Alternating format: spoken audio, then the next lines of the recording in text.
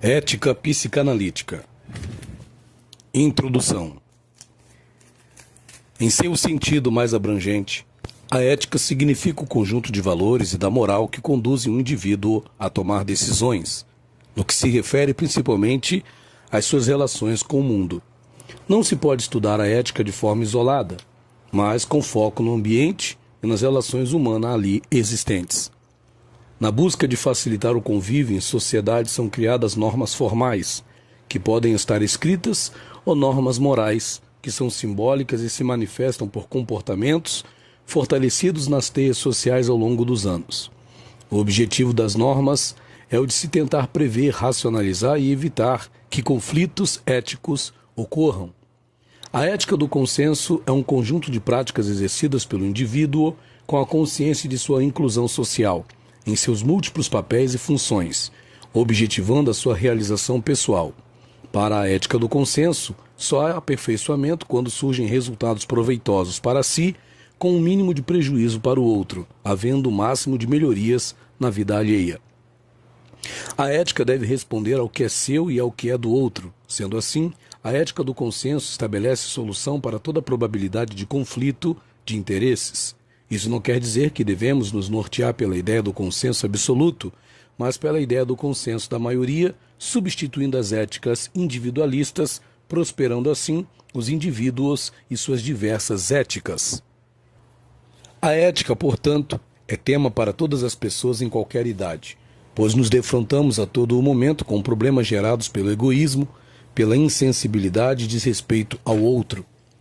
A ética, como meio para se chegar a um fim, vai nos ensinar a usar a nossa liberdade para realizar as nossas potencialidades como ser humano. Se o homem é uma flecha lançada ao vento e à ação, chegaremos onde nosso empenho e a nossa genética permitirem. A solidariedade ética que une os indivíduos numa relação recíproca de reconhecimento e consenso tem lugar na consciência moral social, que ocorre na dimensão interrelacional dos homens, em que um reconhece o outro como igual e assim passa a respeitá-lo. Muitos são os problemas a serem enfrentados pelo homem contemporâneo ao discutir a respeito da moral, o individualismo, o narcisismo hedonista, a recusa da razão dominadora, o relativismo moral. Uma das preocupações do ser humano ao se comportar moralmente é saber distinguir o bem do mal. O sujeito moral, ao se perguntar como deve agir em determinada situação, certamente se aproxima de questões teóricas e abstratas tais como: em que consiste o bem? Qual o fundamento da ação moral? Colocando tais questões, estaremos entrando no campo da ética, teoria que realiza a reflexão crítica sobre a experiência dos bons costumes ou dos deveres, e que tem por fim discutir as noções e princípios que fundamentam a conduta moral. A palavra ética, nos dias atuais, quer dizer a ciência de fato que tem por objeto a conduta dos homens, a abstração feita dos juízos de apreciação que dirigem os seres nessa conduta. Com efeito, qualquer hipótese que se adote sobre a origem e a natureza dos princípios da moral. São certos que os juízos de valor que tratam da conduta são fatos cujas características cabem determinar e que o estudo da conduta não pode ser substituído pelo estudo direto destas, porque o comportamento dos homens nem sempre é conforme seus próprios juízos sobre o valor dos atos. Os modelos clássicos de moral nos dispõem de conceitos morais unívocos, porém o filósofo contemporâneo Mark Johnson discorda e questiona. Na perspectiva dele, os conceitos que utilizamos em situações morais são essencialmente vagos em comparação ao padrão de clareza e pureza de Kant. Na visão de Johnson, temos que estender os juízos morais através da imaginação, construção metafórica. Desse modo poderá nos colocar no lugar do outro, donde assim entenderíamos a relação moral. Johnson inicia por caracterizar o modelo da moralidade tradicional. A teoria popular da lei moral está ancorada em uma teoria psicológica da mente e da natureza humana. A teoria da lei moral é uma visão segundo a qual a moralidade consiste na subjunção de casos concretos e leis morais. Por outro lado, a teoria psicológica, pressuposta pela teoria da lei moral, reconhece a existência do mental e o caracteriza como composto de 4 faculdades: percepções, paixões, vontade e razão. As percepções recebem impressões e as transmitem à razão. e as paixões. Estas são ativadas diretamente por percepções ou indiretamente pela memória ou por razões deduzidas das percepções. A vontade é capaz de tomar decisões livremente, e a faculdade da razão realiza cálculos. As paixões e a razão exercem força sobre a vontade, que por sua vez exerce força sobre o corpo e as ações. A vontade pode resistir à força exercida pela razão e, muitas vezes, à força exercida pelas paixões. As paixões e a razão exercem forças opostas. Assim, a teoria da lei moral assume a teoria psicológica e a dualidade entre o físico e o mental. Considera o problema moral como proveniente do fato das pessoas possuírem vontade livre e poderem ajudar ou prejudicar umas às outras. Reconhece leis morais universais capazes de prescrever as ações que devem ser realizadas e proibir outras ações. Assume a razão como guia privilegiado para a motivação moral. A crítica feita em relação a essa teoria é que nossa tradição moral deve ser vista apenas como uma entre outras, não havendo nela nada de absoluto, pois os conceitos que a definem são metafísicos. Tal teoria tende a ignorar ou negar o papel da imaginação nas nossas deliberações morais, possuindo um caráter necessariamente negativo e restritivo. A teoria da lei moral, na tradição filosófica, coloca como ideia central o ser humano possuindo uma razão universal, capaz de reconhecer um sistema de princípios morais que nos diga como agir. Assume a dualidade entre o racional e o corporal, conferindo privilégio à nossa natureza enquanto seres racionais. Um exemplo desse tipo de teoria é a ética racional kantiana, onde o fundamento da moralidade não é mais a razão divina, mas a razão universal. Aceita como correta a descrição feita pela teoria da lei moral e, por seguinte, que se apliquem a todos os seres humanos as concepções de agente moral, dever, vontade, razão e liberdade por ela pressupostas. Johnson formula sua tese com mais requinte. Afirma que não são os conceitos que se alteram, são os conceitos legais e morais que se modificam, pois o conceito não muda, mas sim a interpretação. Por exemplo, chamar alguém de gordo hoje é um dano moral, porém antes isso era considerado apenas uma característica do sujeito. O princípio de utilidade, segundo o qual uma regra ou ato é correto na medida em que maximiza o bem dos seres humanos, ignora elementos como justiça e merecimento, considerando as ações e normas em termos de ganhos e perdas para a sociedade. O raciocínio moral aqui é reduzido a uma aritmética moral, ou seja, a atos que regulam o grau de utilidade de um bem, de uma situação ou de um ato, considerando sempre como objetivamente quantificáveis. A crítica de Johnson é que, para ele, o utilitarismo perde de vista o complexo caráter do raciocínio humano. Em busca de uma pretensa objetividade científica, o utilitarismo termina por se revelar também uma ética absolutista, pois admite a possibilidade de um completo conhecimento de certos fins que são considerados fixos e dados previamente a qualquer deliberação moral. Esse modelo deve ser superado, pois nosso esforço como agentes morais não podem se resumir à descoberta de princípios objetivos, uma vez que existem conflitos de valores morais diversos. É certo que existem valores morais diversos, contudo, de acordo com Johnson, no mundo não existem escolhas, pois temos o limite social, cultural e etc. Nós somos inseridos no mundo e este sendo social já é formado, situado. Sendo assim, tem sentido afirmarmos que o eu pode deliberar totalmente? A ética ilumina a consciência humana, sustenta e dirige as ações do homem, norteando a conduta individual e social.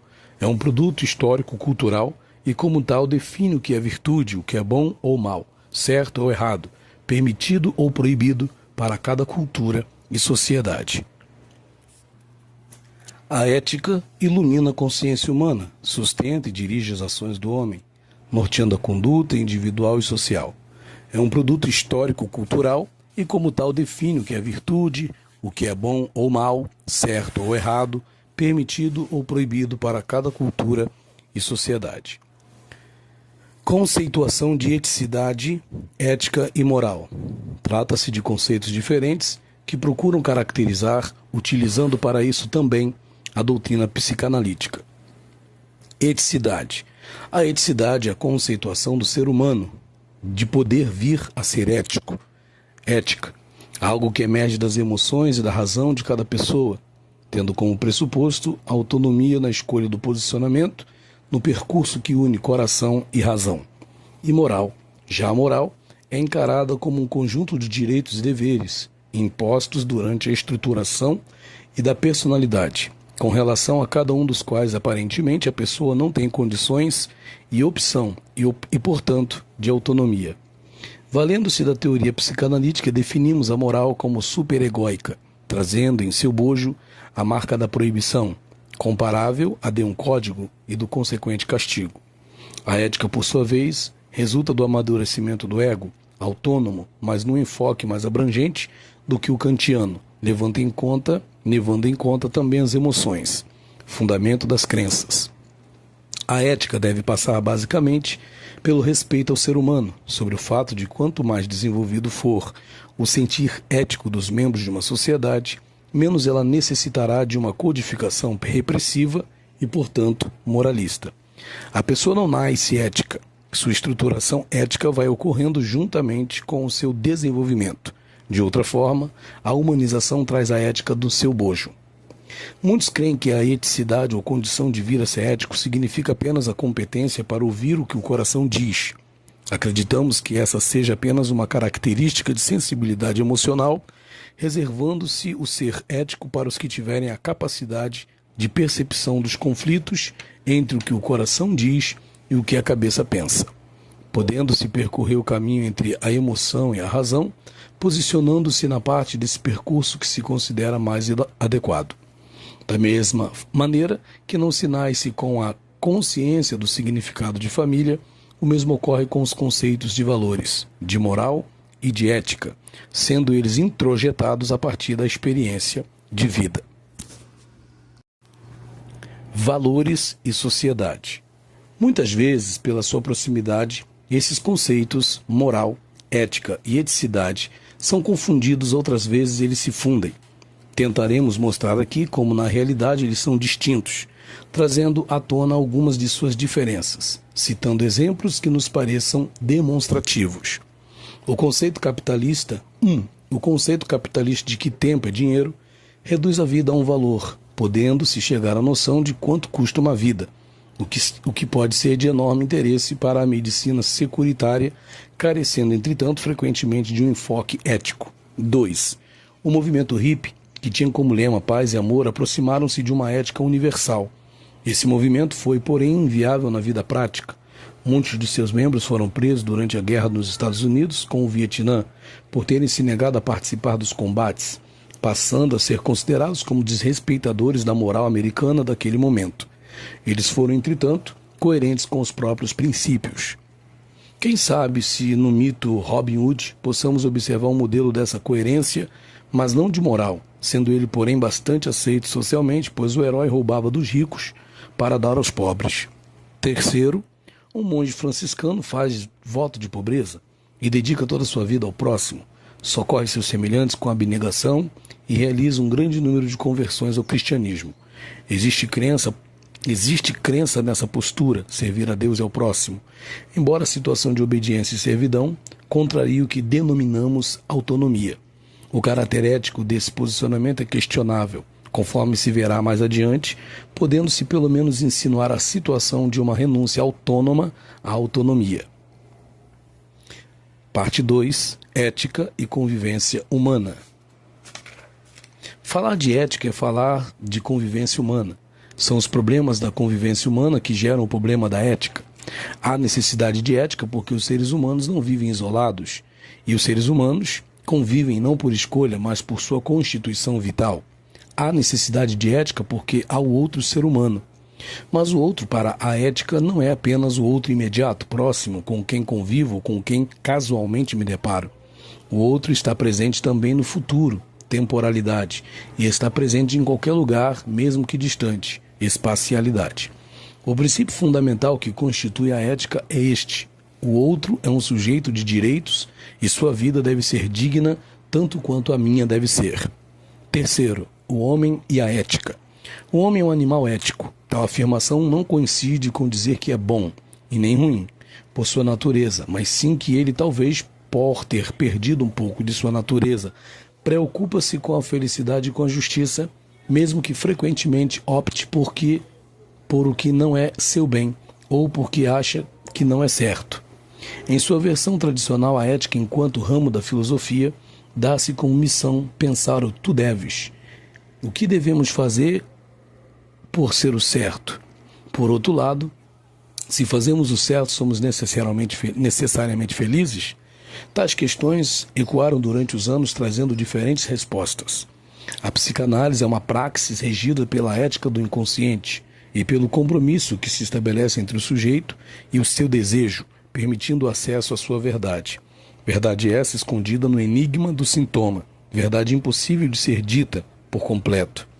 O psicanalista, pela sua própria experiência, como analisando acerca da impossibilidade da verdade ser inteiramente dita, tem a função também impossível de levar o analisado a dizer o que não pode ser dito, a bem dizer o seu sintoma. Eis a ética do bem dizer. O desejo do analista é um desejo de saber e não deve ser confundido com o desejo ingênuo de curar. Freud nos adverte acerca do analista, dos perigos sobre o desejo de curar, a ambição de fazer o bem. A ética da psicanálise é a ética do desejo.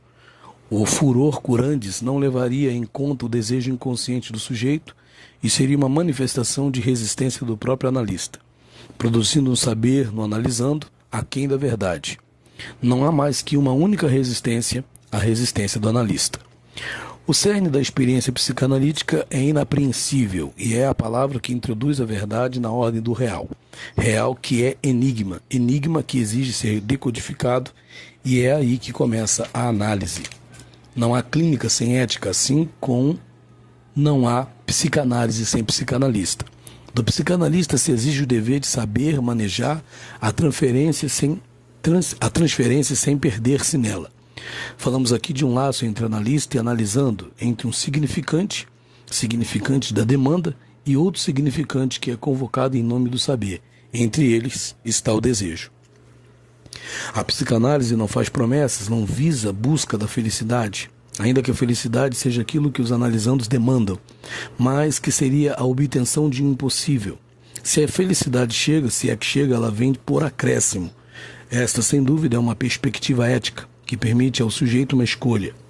Recusamos-nos categoricamente a considerar o paciente que solicita nossa ajuda e se põe em nossas mãos como um bem nosso. Não procuramos fazer seu destino por ele, inculcar-lhe nossos ideais ou modelá-lo à nossa imagem com o orgulho de um criador. Isto é, o que nos diz Freud no seu texto sobre técnica psicanalítica. Ou seja, por mais tentador que seja, o analista deve resistir, ocupar o lugar de mestre, cujo efeito pode ser uma cura sintomática que muito se distancia da análise. E não deve o analista muito menos tomar partido por uma das partes conflitantes do sujeito, ideal versus super-eu, possibilitando assim o encontro do sujeito com o desejo. A psicanálise é o perturbador justo por confrontar o sujeito com seus conflitos psíquicos. O lugar da psicanálise é o da inquietação. Freud, em sua Conferência 34, diz que não é tanto como terapia que gostaria de recomendar a psicanálise ao interesse dos senhores, e sim por causa do seu conteúdo de verdade, verdade libertadora. A ética psicanalítica surge no cerne da relação entre psicanalista e analisando. É no ato psicanalítico que o sujeito é questionado sobre o seu desejo e da sua responsabilidade acerca dos seus sintomas e do gozo ali contido. Ou seja, acerca da sua posição subjetiva, que traduz uma escolha inconsciente, uma eleição. Escolha da neurose, diz Freud. Só confrontando o sujeito com sua eleição, o ato psicanalítico pode levá-lo a uma retificação subjetiva. O psicanalista, por outro lado, sente angústia, horror ao ato, porque faz um ato cujo efeito é imprevisível. Em resposta àquele que quer saber a verdade, e mais que sua intervenção não vem dele, não é seu ato, mas um ato que ele faz sem saber e que implica num retorno nele, analista, do saber recalcado do analisando. Só no a posteriori é que o analista pode subjetivar o seu ato e as razões dele no processo. As virtudes da responsabilidade e da lealdade são completadas por uma terceira, a iniciativa, capaz de colocá-las em movimento. Tomar a iniciativa de fazer algo no interesse da organização significa ao mesmo tempo demonstrar lealdade pela organização. Em um contexto de empregabilidade, tomar iniciativas não quer dizer apenas iniciar um projeto no interesse da organização ou da equipe, mas também assumir responsabilidade por sua complementação e implementação. Gostaríamos ainda de acrescentar outras qualidades que consideramos importantes no exercício de uma profissão. São elas: honestidade. A honestidade está relacionada com a confiança que nos é depositada, com a responsabilidade perante o bem de terceiros e a manutenção de seus direitos. É muito fácil encontrar a falta de honestidade quando existe a fascinação pelos lucros, privilégios e benefícios fáceis, pelo enriquecimento ilícito em cargos que outorgam autoridade e que têm a confiança coletiva de uma coletividade. Sigilo.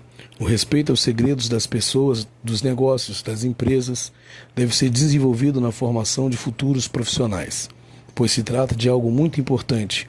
Uma informação sigilosa é algo que nos é confiado e cuja preservação de silêncio é obrigatória. Competência. Competência, sob o ponto de vista funcional, é o exercício do conhecimento de forma adequada e persistente a um trabalho ou profissão. Prudência. Todo trabalho, para ser executado, exige muita segurança. A prudência, fazendo com que o profissional analise situações complexas e difíceis com mais facilidade, de forma mais profunda e minuciosa, contribui para a maior segurança, principalmente das decisões a serem tomadas. A prudência é indispensável nos casos de decisões sérias e graves, pois evita os julgamentos apressados e as lutas ou discussões inúteis. Coragem.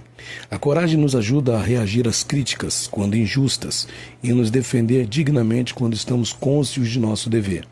Ajuda-nos a não ter medo de defender a verdade e a justiça, principalmente quando estas forem de real interesse para o outrem ou para o bem comum.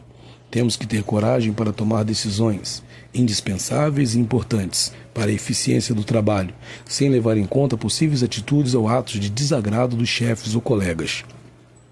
Perseverança. Qualidade difícil de ser encontrada, mas necessária, pois todo trabalho está sujeito a incompreensões, insucessos e fracassos que precisam ser superados, prosseguindo o profissionalismo em seu trabalho, prosseguindo o profissional em seu trabalho, sem entregar-se a decepções ou mágoas.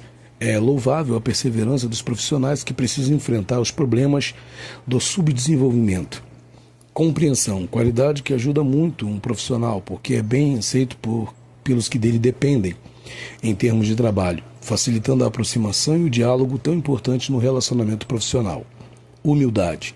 O profissional precisa ter humildade suficiente para admitir que não seja o dono da verdade e que o bom senso e a inteligência são propriedade de um grande número de pessoas. Imparcialidade. É uma qualidade tão importante que assume as características do dever, pois se destina a se contrapor aos preconceitos, a reagir contra os mitos, em nossa época dinheiro, técnica, sexo, a defender os verdadeiros valores sociais e éticos, assumindo principalmente uma posição justa nas situações que terá de enfrentar. Para ser justo, é preciso ser imparcial. Logo, a justiça depende muito da imparcialidade. Otimismo. Em face das perspectivas das sociedades modernas, o profissional precisa e deve ser otimista, para acreditar na capacidade de realização da pessoa humana, no poder do desenvolvimento, enfrentando o futuro com energia e bom humor. Ética, parte 4. Faculdade moral e consciência. Faculdade moral e consciência são dois princípios morais da mente humana. Por faculdade moral, entende-se o atributo da mente humana, capaz de distinguir e eleger entre o bem e o mal, ou, dito de outro modo, entre a virtude e o vício. Trata-se de um princípio inato e, ainda que possa melhorar-se pela experiência e pela reflexão, não deriva de nenhuma delas, nem da experiência, nem da razão. De um modo geral, a faculdade moral realiza a função de legislador, elabora as leis, enquanto que a consciência atuaria de juiz, julga o ato. Faculdade moral e consciência podem, grosso modo, ser comparadas ao gosto e à opinião, respectivamente, ou à sensação e à percepção. A faculdade moral atua sem reflexão, ela é rápida em suas operações, e a consciência, pelo contrário, avança com passos cuidadosos e avalia todas as ações mediante medidas inequívocas do bem e do mal. A faculdade moral se exercita com as ações do indivíduo e dos demais, aprova ou desaprova, se avalia através dos efeitos sobre o bem-estar da sociedade. A consciência limita suas funções só às suas próprias ações, não se projeta nos demais. Se tratar de uma opinião íntima e reservada, é invisível, portanto está fora do âmbito da nossa arguição. Estados mórbidos que comprometem a consciência e a faculdade moral. Existem em medicina numerosos estados patológicos capazes de interferir na vida do ser humano, como ser na memória, na razão, na imaginação e no juízo. A perturbação dessas áreas da performance mental da pessoa tem recebido muitas denominações e descrições clínicas. A perda da memória tem se denominado amnésia. Um juízo falsamente negativo sobre si mesmo pode ser chamado de perda da autoestima, sintoma da depressão. Outras vezes, se esse falso juízo for falsamente positivo, poderá ser chamado de mania. Na área da imaginação e juízo patológicos, teremos as alucinações e delírios, entre outros.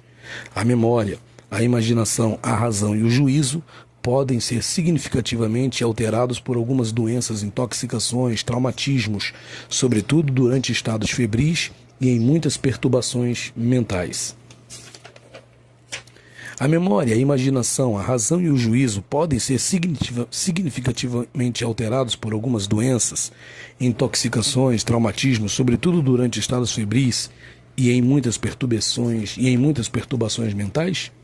Frequentemente se observa um paciente ter seu temperamento totalmente transformado pela doença, seja por um episódio agudo de mania, por um estado toxi-infeccioso. Pessoas da mais dedicada virtude podem, durante um delírio febril, pronunciar discursos ofensivos à decência e à moral, assim como se vê em casos de falta de moralidade nos maníacos, os mesmos que anteriormente se distinguiam pela lisura do caráter. Estados patológicos que comprometem a consciência e a faculdade moral. Psicologicamente, observamos em numerosas ocasiões que a imaginação se vê alterada por exacerbação de certos medos. De igual maneira, se observa que a falta de faculdade moral faz com que a pessoa tenha uma especial sensibilidade pelo vício, independente de seu grau de depravação. Veja o caso da mitomania, por exemplo, a compulsão para a mentira. Há ocasiões em que se produzem mudanças na faculdade moral pelos sonhos. Às vezes sonhamos fazer e dizer coisas que não nos permitiríamos quanto despertos. Psicopatas e o traço inato da personalidade. Segundo estudiosos da personalidade humana, dá-se o nome de constituição psicopática a um desequilíbrio psíquico degenerativo congênito de grau variado e que dá um tom anormal à personalidade. Estas constituições são formas especiais de personalidade, com predomínio de tendências anormais por sua direção e seu grau à perversidade. Através dessa constituição perversa, as atitudes do psicopata se conduzem quase exclusivamente pelos instintos, apesar de refinadas e talhadas ao teatro da vida em sociedade. Por isso, a despeito da máscara do indivíduo socialmente adequado, esses sujeitos são amorais, insensíveis, desadaptados moralmente e impulsivos. Os traços da personalidade moral do psicopata, antissocial ou sociopática, seriam insensibilidade. Desde menino se observa desapego aos sentimentos e um caráter dissimulado, manifestando emoções convencionalmente esperadas para a situação. Não manifesta inclinação apaixonada por nada e nunca padece por qualquer vínculo afetivo a alguém ou a alguma coisa.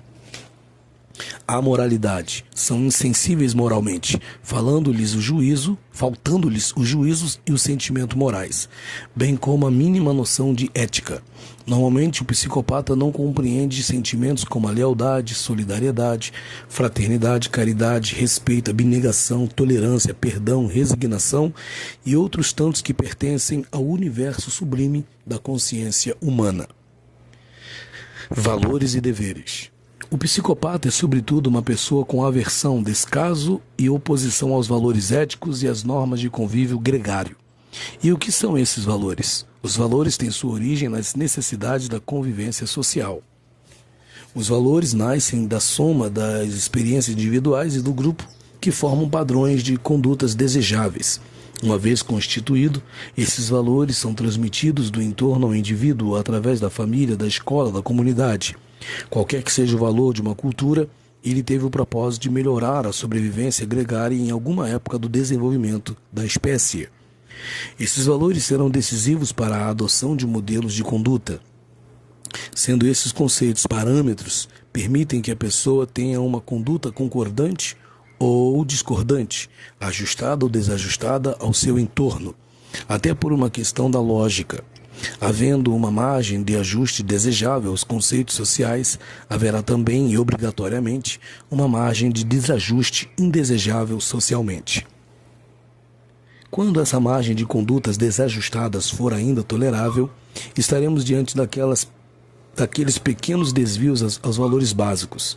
Isso sugere que em toda a sociedade existe a possibilidade de tolerância a pequenos desvios das normas. Da comunidade humana, o fato de pertencer a um grupo significa um sistema de segurança para o indivíduo, um resguardo contra seu próximo. A pessoa inserida nesse grupo terá um dever, uma responsabilidade e deverá seguir um código. Em troca, o grupo ao qual pertence o protege de circunstâncias que poderiam ser perigosas. O dever é, então, a responsabilidade do indivíduo para com o grupo. É um elemento extrínseco à pessoa, mas é intrínseco à comunidade. Portanto, a comunidade saberá se tal pessoa vem cumprindo ou não com seu dever, se tem sido responsável ou não. Não cumprir com esses códigos individuais, faltar com esses deveres, gera aversão do sistema e deveria gerar culpa na pessoa.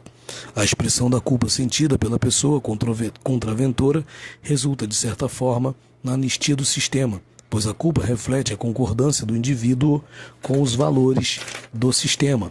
O psicopata desperta sentimentos aversivos porque, entre outros motivos, falta-lhe o sentimento da culpa.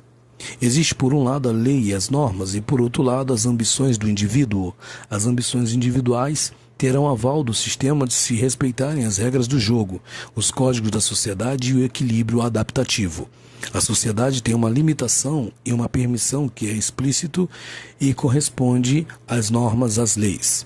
Logo, há uma permissão tácita implícita e que não está escrito, fazendo com que se tolerem alguns desvios à norma. Assim sendo, podemos dizer que a sociedade tolera certos erros, mas impõe limites a esses erros. Portanto, há limites à ambição do indivíduo. O que a sociedade não admite é a ostentação do erro. Reincindir, não sentir culpa e não se arrepender, significa ostentar o erro e desafiar o sistema. É exatamente isso que faz o psicopata. O psicopata e os valores. O psicopata, os valores e as normas. O psicopata, por sua vez, superdimensiona suas prerrogativas, possibilidades e imunidades. Esta vez não vão me pegar, ou desta vez não vão perceber meu plano. Essas são suas crenças ostentadas. Toda lei ou norma gera temor e inibição, implicam na possibilidade de castigo. A lei está feita para domar, para obrigar e para condicionar as condutas instintivas dos indivíduos. O psicopata não apenas transgride as normas, mas as ignora. Considera-as obstáculos que devem ser superados na conquista de suas ambições. A norma não desperta no psicopata a mesma inibição que produz na maioria das pessoas. Para os contraventores não psicopatas vale o lema: se quer pertencer a este grupo, estas são as regras. Se cumprir as regras está dentro, se não cumprir está fora. Mas o psicopata tem a particularidade de estar dentro do grupo, apesar de romper todas as regras, normas e leis. Apesar de não fazer um insight, não se dar conta, não se arrepender e não se corrigir, sua arte está na dissimulação, embuste, teatralidade e ilusionismo. Os psicopatas parecem ser refratários aos tanto aos estímulos negativos, tais como castigos, penas, contra-argumentações, a ação, apelo moral e etc., como também aos estímulos positivos, como é o caso dos carinhos, recompensas, suavização das penas, apelos afetivos. Essa última característica é pouco notada pelos autores.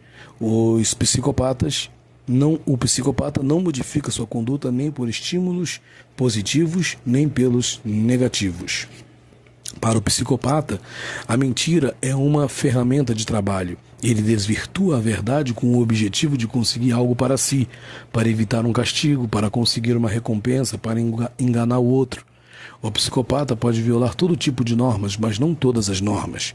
Violando simultaneamente todas as normas, seria rapidamente descoberto e eliminado do grupo. A particular relação do psicopata com outros seres humanos se dá sempre dentro das alterações da ética. Para o psicopata, o outro é uma coisa, mais uma ferramenta de trabalho, um objeto de manipulação. Essa é a coisificação do outro, atitude que permite utilizar o outro como objeto de intercâmbio e utilidade.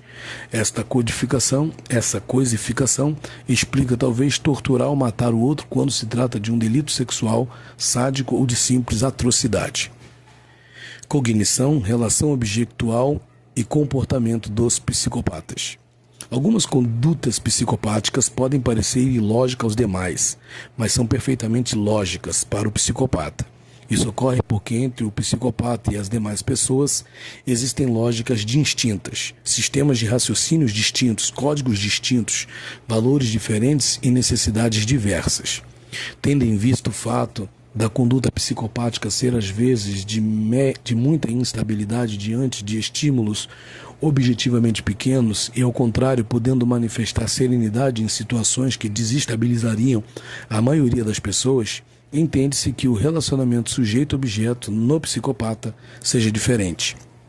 Os momentos de crise dos psicopatas são produzidos por frustrações e fracassos, e nessas circunstâncias, seu comportamento é totalmente imprevisível, podendo chegar ao assassinato. Mas, para terceiros, eles colocam sempre a responsabilidade de seu fracasso no outro, ou em elementos externos e alheios à sua responsabilidade. Defesa aloplástica. Por outro lado, o êxito do psicopata no meio social não assegura obrigatoriamente que ele se estabeleça diante de quaisquer frustrações, sensação de rejeição ou contrariedade, ou ainda inexplicavelmente acabam destruindo tudo o que tinham feito, muitas vezes através de um ato banal, impulsivo ou descontrolado. Essas atitudes de descontrole com risco e perda da situação estabelecida são demasiadamente desconcertantes para pessoas normais, para familiares, companheiros ou conhecidos. Essas atitudes totalmente inconsequentes favorecem as inúmeras rupturas conjugais que acompanham sua biografia.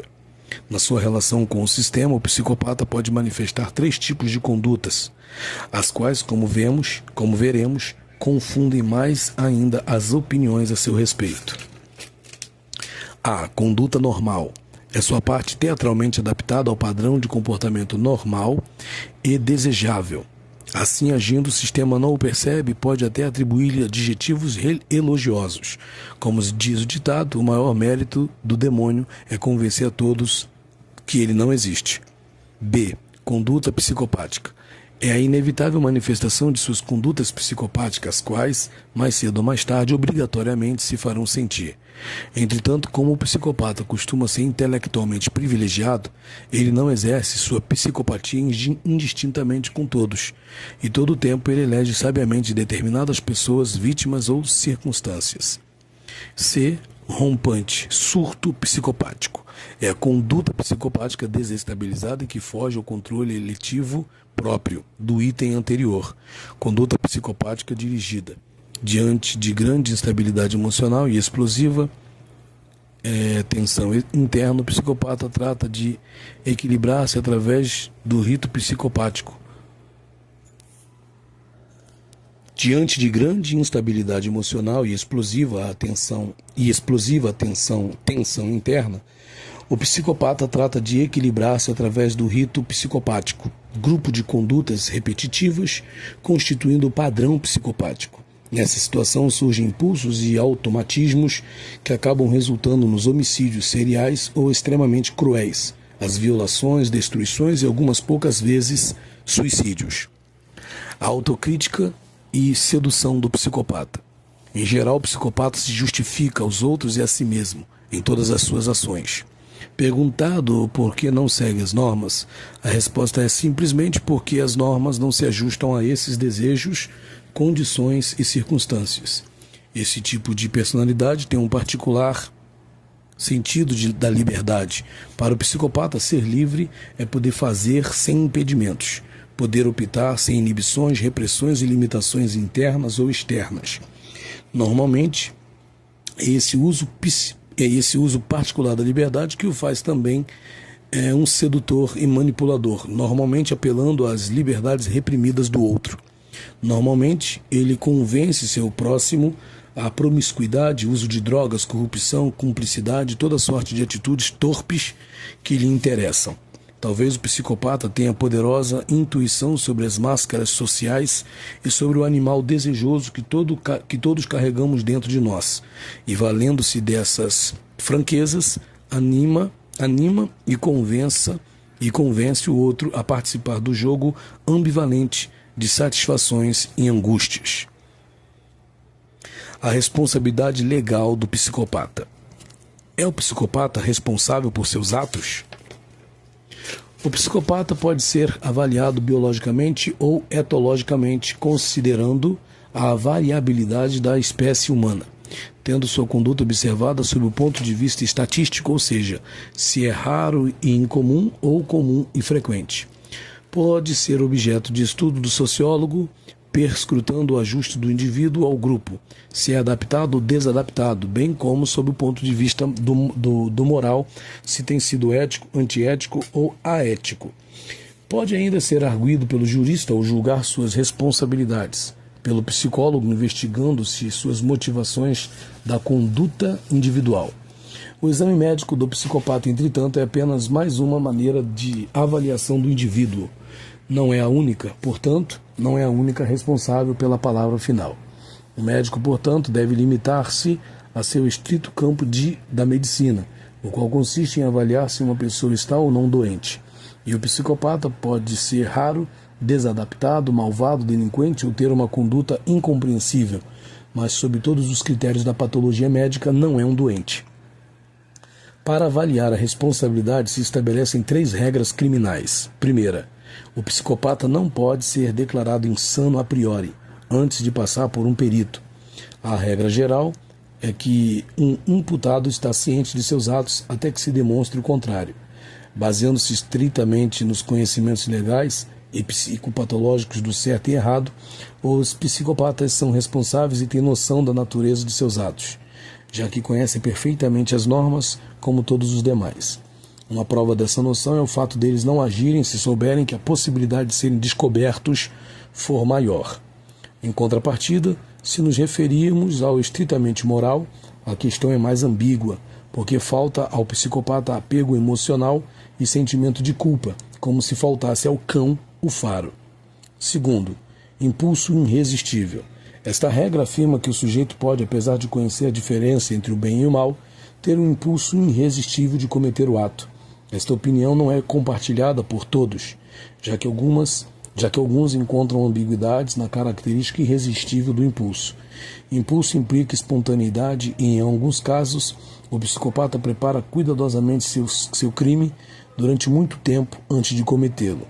Terceiro, a terceira regra propõe que o sujeito não é responsável criminalmente se sua ação delituosa é produto de sua doença ou sua tara mental. Uma pessoa não é responsável de uma conduta criminosa se no momento de tal conduta tem diminuído suas capacidades fundamentais para comportar-se de conformidade sua conduta com a lei.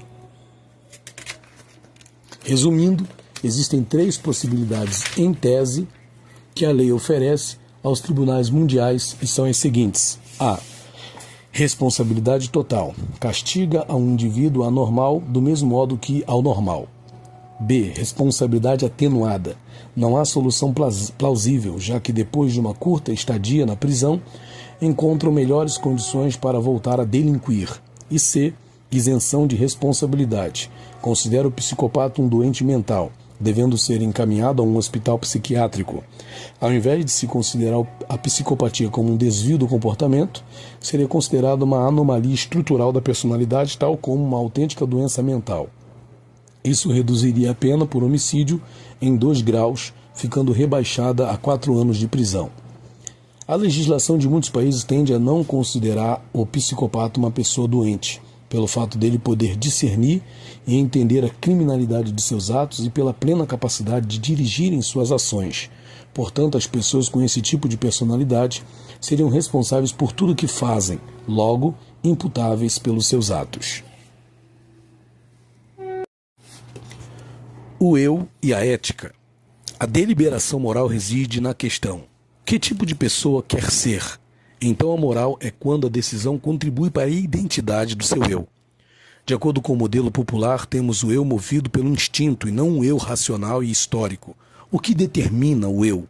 Johnson cita e explica algumas características objetivistas do eu. São elas: primeiro, o eu é racional, essencial. Para o objetivismo moral, o agente moral deve ser um tipo de quase objeto, com uma natureza determinada, fixa, e assim é considerado como tendo uma natureza imutável, que partilha com todas as outras criaturas de sua espécie. Segundo, o eu é não histórico. Como a essência do agente moral não é modificada por condições históricas, o eu permanece fixo, independentemente da cultura e do tempo. Terceiro, o eu é universal.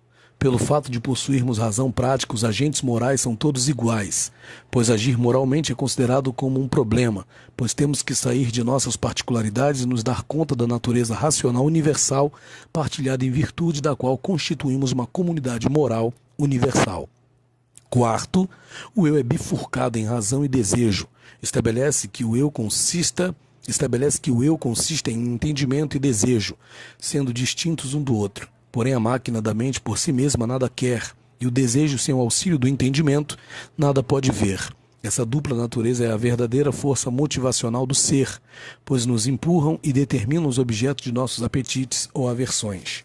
Quinto, o eu é individual e atômico. Define assim por entender as pessoas como fonte de seus próprios fins, já que a racionalidade e a liberdade são inerentes propriedades essenciais das pessoas individuais.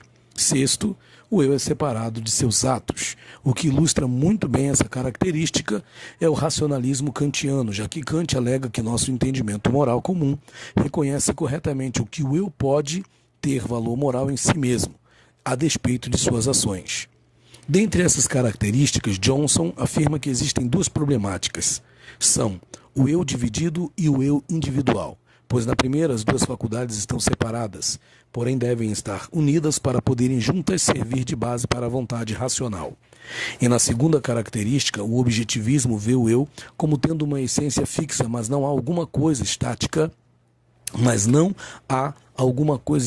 que é ou deva ser que determina o que o agente moral deva fazer. A identidade de alguém como agente moral muda e é moldada pela forma de alguém deliberar sobre seus fins e propósitos.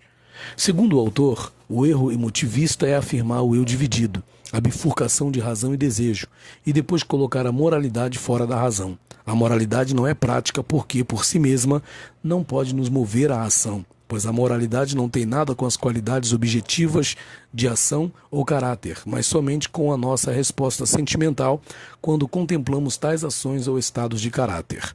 A construção semântica e o fundamento filosófico que concebem a ética como campo da filosofia responsável pelo comportamento moral dos homens em sociedade é reconhecida por Vasquez, em 1995, como ciência, pois tem objeto próprio, leis próprias e método próprio. Portanto, a moral é o objeto da ética. Esta mesma moral, concebida sem conteúdos pejorativos e despejadas dos superlativos de senso comum, é visualizada como um dos aspectos do comportamento humano, refletindo o sentido de costumes, conjunto de normas adquiridas pelo hábito, reiterado pela prática. Ao conceber a ética através da aproximação normativa e como bem da moral humana, esta se assume através de perspectiva positivista. Assim, o objeto da ética passa a ser a moralidade positiva, ou seja, o conjunto de regras e comportamentos e formas de vida através das quais tende o homem a realizar o valor do bem. Maynez Apud Naline, 1999. O autor corrobora que a definição de ética e moral leva à insinuação de que ambas assumem a mesma identidade. Com isso, etimologicamente, ethos em grego e mos em latim apreendem ambas o prisma conceitual de costume. Neste bojo, a ética seria a teoria dos costumes ou a ciência dos costumes, enquanto a moral seria tomada como ciência, haja vista ser o objeto da mesma.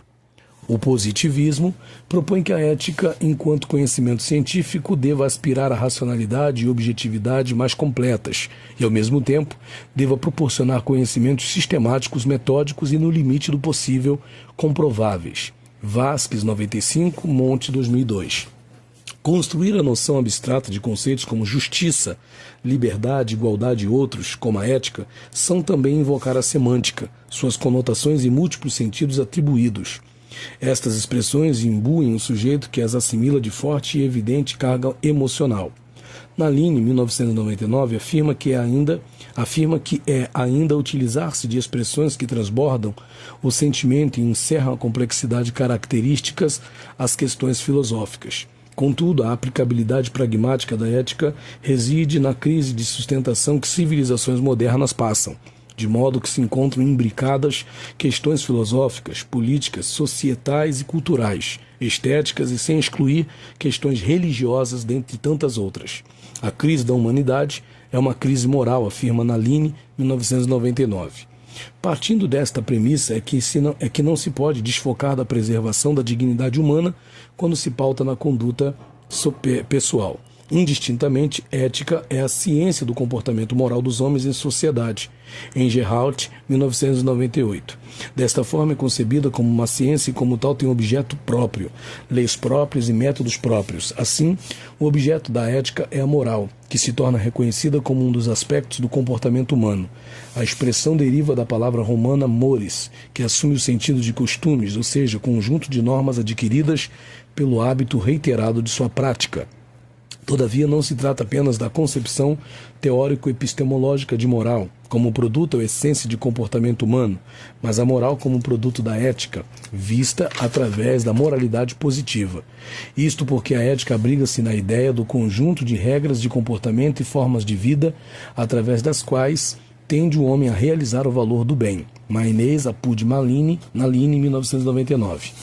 A ética é uma disciplina normativa, não por criar normas, mas por descobri-las e elucidá-las, mostrando às pessoas os valores e princípios que devem nortear sua existência. A ética aprimora e desenvolve seu sentido moral e influencia a conduta. Nesta perspectiva, toda norma pressupõe uma valoração, permitindo surgir o conceito do bom, correspondente ao valioso, e do mal, no sentido de desvalioso. Assim, norma é regra de conduta que postula dever.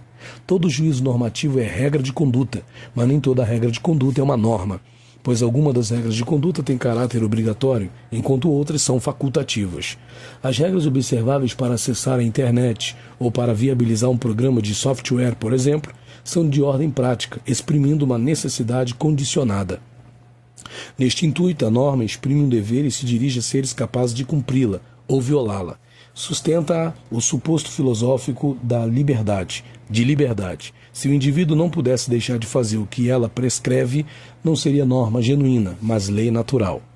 A possibilidade de inobservância, infringência ou indiferença humana pelas normas não deve desalentar aqueles que acreditam na sua imprescindibilidade para conferir sentido à existência. O homem é ser perfectível e não perfeito. Tende naturalmente para o bem. O papel confiado aos cultores da ciência normativa é reforçar essa tendência, fazendo reduzir o nível de inobservância, infringência ou indiferença perante a ordem do dever ser. Ainda que o índice do espontâneo cumprimento dos ditames éticos não seja o ideal, há sempre possibilidade de sua otimização mediante o compromisso íntimo de observá-los na vida individual. A potencialidade de conversão de um ser humano para comportar-se eticamente em seu universo, por restrito que possa parecer tal espaço, justifica o estudo e a pregação ética. A ética e a psicanálise. A ética psicanalítica é fundamentada nos princípios da filosofia universal. Os objetivos éticos da psicanálise serão sempre tornar o inconsciente consciente e buscar a verdade, tão somente a verdade e nada mais que a verdade. A ética psicanalítica não copia outras éticas, pelo fato de a psicanálise ter uma visão do homem diferenciada de todas as outras ciências, ter objetivos diferentes e empregar meios ou metodologias igualmente diversas das demais ciências no que se concerne à abordagem humana. O psicanalista está obrigado a guardar sigilo profissional nos seguintes termos: 1. Obediência irrestrita à filosofia e pensamento psicanalítico. 2. O psicanalista está obrigado a guardar sigilo profissional nos seguintes termos. São deveres que os psicanalistas estão obrigados a cumprir e fazer cumprir. A. O sigilo profissional terá caráter absoluto dentro das atividades profissionais. B. O psicanalista não pode divulgar em particular ou em público quaisquer informações que tenham origem nas palavras dos pacientes, mesmo que estes tenham dito que os mesmos não eram segredáveis.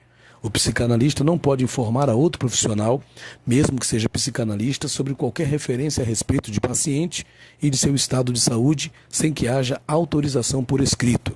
O psicanalista não pode fazer menção do nome de seus pacientes ou ex-pacientes diante de terceiros, mesmo quando apresentando casos clínicos, ainda que os pacientes autorizem.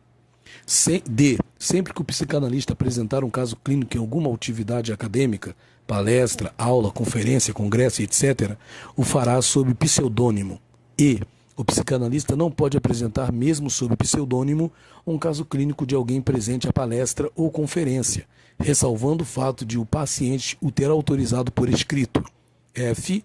O psicanalista está proibido de comentar sobre pacientes com outros pacientes, mesmo com a intenção de encorajá-los, pois isto tanto foge da técnica quanto amedronta o paciente, mesmo com pessoas de sua intimidade, como esposa e filhos. G. O psicanalista tem o dever de comunicar ao seu respectivo conselho toda e qualquer informação sobre colegas de sua sociedade que esteja infringindo quaisquer princípios éticos. H. Respeitar todos os credos e filosofias de vida, sem restrição. I. Desempenhar sua profissão sem que venha inculcar quaisquer tipos de ideias ou ideologias em seus pacientes, mesmo que tais ideias pareçam as melhores deste mundo. E J. Ter comportamento absolutamente amoral diante dos problemas apresentados pelo paciente. É vedado ao psicanalista K. Obter vantagem física, religiosa, política, amorosa, financeira e emocional do paciente no decorrer do tratamento psicanalítico que ministre. L. Invadir o pudor moral da pessoa por ele atendida. M. Se utilizar de títulos que não possua ou utilizar-se de técnicas alheias e estranhas à psicanálise por quaisquer motivos os mais louváveis. N. Insistir com o paciente quanto à inerência de sua interpretação. E O. Transferir suas obrigações. São direitos do psicanalista a. Recusar pacientes com patologia estrutural e ou paciente não analisável. B. Recusar paciente com patologia neurológica que inviabilize o tratamento psicanalítico. C. Recusar conduzir processo de psicanálise, mesmo os não enquadrados nos itens anteriores ou que não firam ou normas desta sociedade, mas que estão em desacordo com a sua consciência. D. Recusar paciente que lhe esteja vinculado por laços de amizade ou parentesco. E, à luz do contrato, cobrar e receber remuneração justa pelos seus próprios serviços, sempre dentro da ética profissional. F. Não fornecer, quando for o caso, seu endereço e o seu telefone particular. Observação. Em caso de pressão da autoridade para que seja revelado algum conteúdo que não venha a beneficiar ao paciente ou sua família, o psicanalista poderá manter o silêncio em nome da ética. Deveres do psicanalista. 1. São responsabilidades básicas do psicanalista encontrar-se devidamente registrado em sociedade psicanalítica, no caso, em um conselho psicanalítico. Estar em dia com a anuidade correspondente cobrada pela sociedade através do conselho psicanalítico ao qual esteja filiado, assim como encontrar-se devidamente registrado na municipalidade com alvará e demais impostos devidos honrados. Desempenhar seu ofício psicanalítico em consultório devidamente instalado, com ambiente de qualidade e divã adequado. Apresentar-se em indumentária de fino trato, com postura e alinho próprios, de um profissional de nível e empregar terminologia de qualidade, nunca se expressando em palavras de baixo calão, em ambiente privado ou público. Ter vida moral ilibada perante a sociedade. Se professar alguma religião, ou seguir determinada ideologia, que o faça de modo educado, pacífico e polido, sem se tornar pivô de contrariedades públicas. Honorários psicanalíticos. O psicanalista, diante da questão honorário, se portará da seguinte forma: O psicanalista deve cobrar o máximo por sessão que seja compatível com as condições financeiras de seu paciente. O psicanalista não pode, em nenhuma hipótese, tratar qualquer paciente gratuitamente. C. O psicanalista não pode perdoar dívidas do paciente. E D. O psicanalista deve cobrar as sessões por períodos mensais previamente estabelecidos no contrato analítico. Conclusão: os avanços nas tecnociências permitiram o aceleramento desenfreado das múltiplas possibilidades de intervenção junto ao homem, no campo da biologia, da medicina e das áreas de assistência à saúde. A seara da saúde mental não se manteve inerme a este processo. Com o advir da bioética, o homem assume-se como um epicentro na tomada de decisões, reconhecimento de si como objeto de um sujeito. Isto justifica a necessidade de normas avançadas que compreendam a dimensionalidade assumida pelo homem, e ainda questões que contemplem a ética do comportamento sobre a vida e os novos mecanismos de relação estabelecidos para a garantia e manutenção desta. A sustentação da saúde mental como campo de assistência que trabalha com a subjetividade e o psiquismo humano abre indagações longínquas que contornam a ética profissional, a bioética e o biodireito em suas atuações. O sujeito mentalmente enfermo teria capacidade de exercer toda a sua plenitude? Quais seriam os critérios para se avaliar as reais condições e capacidade desse sujeito? Há transição ou perenidade ou na incapacidade de entendimento e compreensão do indivíduo mentalmente enfermo sobre o mundo e suas ações? O comprometimento do juízo da realidade não justifica a perda da autonomia da vontade desta pessoa? Tais pleitos colocam em questão os limites da ciência e, consequentemente, da assistência na saúde mental. Mesmo a filosofia da ética, através do seu estudo histórico sobre o comportamento humano, mesmo a bioética como um reflexo da ética da vida, por trás da sua manutenção ou não, e, por último, o biodireito por sua normatização e positivação das condutas que vislumbram a transformação da ciência e da biologia frente ao ser humano, as condições para que encerrem as discussões sobre a ciência do bem e do mal ainda estão aquém de um meio e por fim de conclusões cristalizadas sobre o comportamento humano, ou seria o humano comportamento. A vida sem ética é o caos. A ética passa pelo ser, pela capacidade de escolher dentro de padrões que possam ser compartilhados pelo grupo. Não existe ética no solitário, embora respeitar o solitário seja ético. Alguns diferenciam ética e moral de vários modos. Primeiro, ética é princípio, moral são aspectos de conduta específicas. 2. Ética é permanente, moral é temporal. 3. Ética é universal, moral é cultural. 4. Ética é regra, moral é conduta de regra.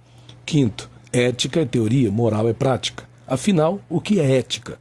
Ética é algo que todos precisam ter. Alguns dizem que têm, poucos levam a sério, ninguém cumpre a risca.